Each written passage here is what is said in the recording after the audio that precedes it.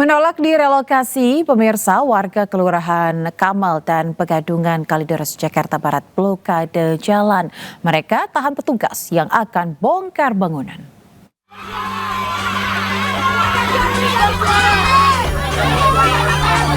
Puluhan warga Kelurahan Kamal dan Pegadungan Kalideres, Jakarta Barat mengadang petugas yang akan melakukan relokasi. Mereka memilih bertahan dan menolak untuk dipindahkan.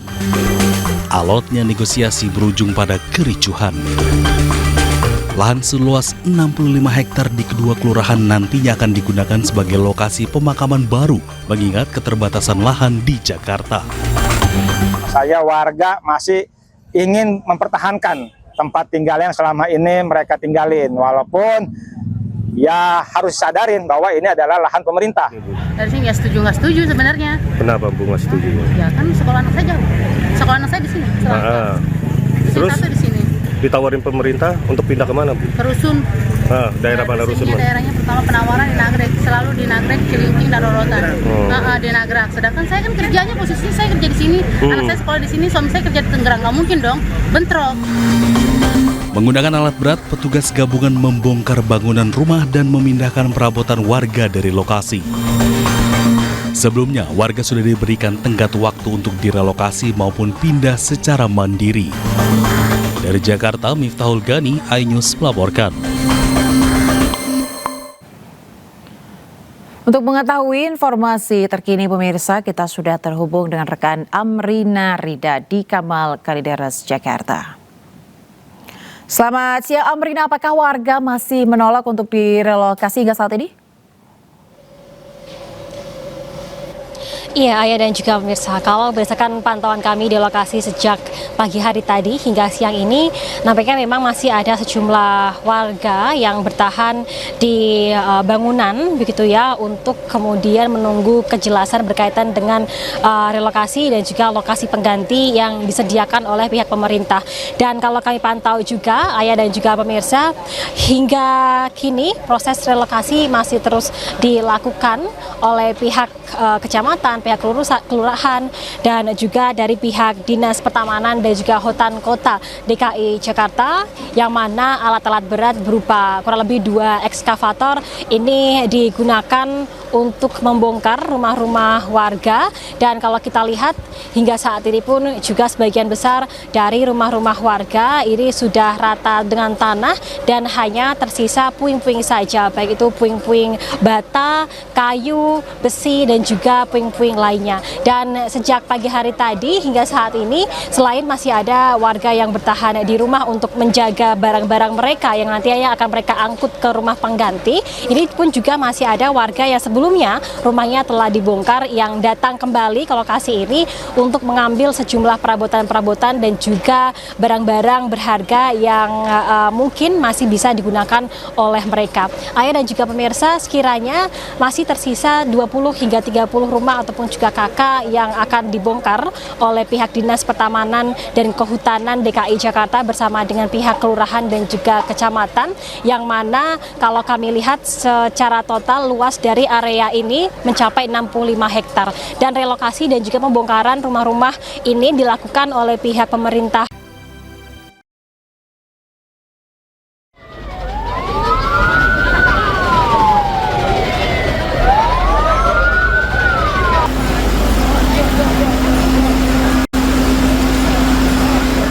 Puluh personel dan 7 armada damkar Kota Depok dikerahkan untuk memadamkan api yang membakar sebuah rumah di kawasan Cilangkap, Tapos, Kota Depok, Jawa Barat. Banyaknya bahan yang mudah terbakar membuat api mengganas dan menghanguskan seisi rumah. Api berhasil dipadamkan sekitar 1 jam kemudian. Kebakaran diduga akibat korsleting listrik di gudang penyimpanan kardus di bangunan rumah tersebut. Tidak ada korban jiwa dalam peristiwa ini. Kerugian materi diperkirakan mencapai ratusan juta rupiah. Dari Depok, Jawa Barat, Yung Rizky, iNews melaporkan.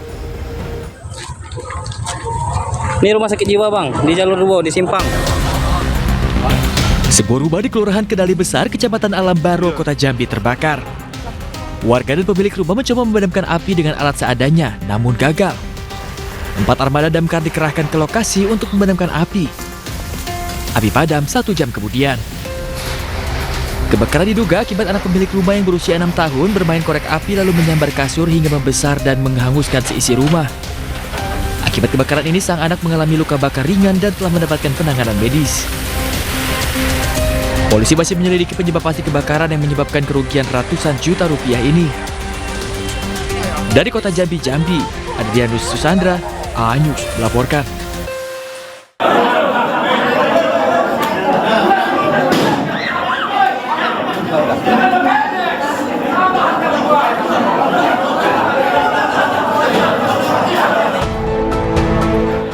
Aksi unjuk rasa ratusan warga di kantor Kecamatan Muara Gembong, Kabupaten Bekasi, Jawa Barat berakhir ricuh.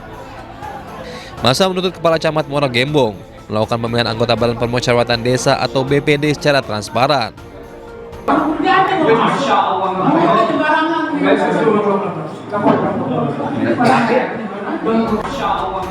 Proses audiensi pun memanas. Warga terlibat keributan dengan pegawai kecamatan dan membakar ban mobil di depan kantor Kecamatan Muara Gembong. Lah iya, udah tinggal musyawarah. Bukannya udah ada di dalam. Ada tapi itu juga meningkat di dalam. Warga mengaku kecewa dan merasa dipermainkan oleh Kepala Camat Muara Gembong karena tidak diikutsertakan dalam pemilihan anggota BPD. Sebelum terbentuk dan betul-betul ditetapkan untuk hak pilih dalam memilih BPD, kami berharap dilakukan dari pihak desa agar dilakukan musdes dulu, Pak. Musdes itu yang dihadiri oleh unsur ketokohan dari wilayahnya masing-masing. Jangan sampai yang hadir itu yang diundang dan yang sudah disetting itu hanyalah unsur dari pegawainya saja. Sehingga kami sebagai masyarakat, sebagai tokoh di wilayah masing-masing tidak memiliki hak dan tidak memiliki tahu gitu kan. Masa mengancam akan terus melakukan aksi di depan kantor Kecamatan Muara Gembong hingga tuntutan mereka dikabulkan. Dari Kabupaten Bekasi, Jawa Barat, Didit Junaidi, iNews melaporkan.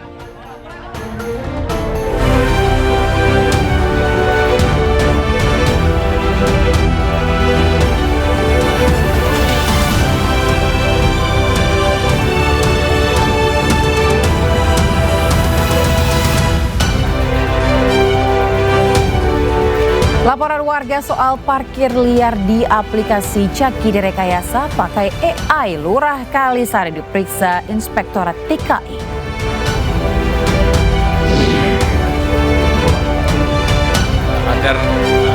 Harga aftur naik dampak perang Timur Tengah, tiket pesawat pun naik 9 hingga 13%.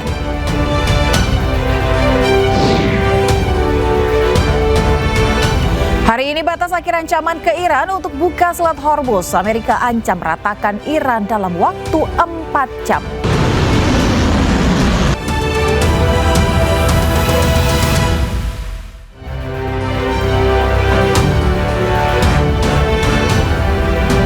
Halo, selamat siang pemirsa, apa kabar Anda hari ini? Senang sekali saya Aya Nufus kembali hadir menemani Anda dalam program iNews Siang. Selain 3 berita utama tadi pemirsa, iNews Siang juga akan menyuguhkan beragam informasi penting lainnya. Dan iNews Siang ini kami awali dari informasi akibat hujan deras, atap Terminal 3 Bandara Soekarno-Hatta jebol. Operasional penerbangan pesawat yang akan mendarat ikut terdampak. 31 pesawat dialihkan ke bandara terdekat dan sebagian berputar di ruang udara.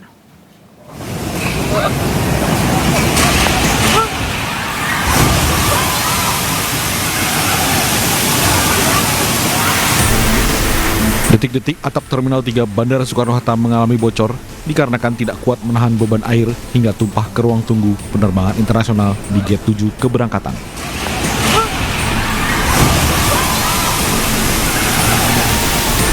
Akibat kebocoran air dan imbas hujan lebat, pengelola bandara mencatat ada 31 pergerakan pesawat yang terdampak, mulai dari berputar, menunggu waktu mendarat, membatalkan pendaratan, hingga dialihkan ke bandara terdekat.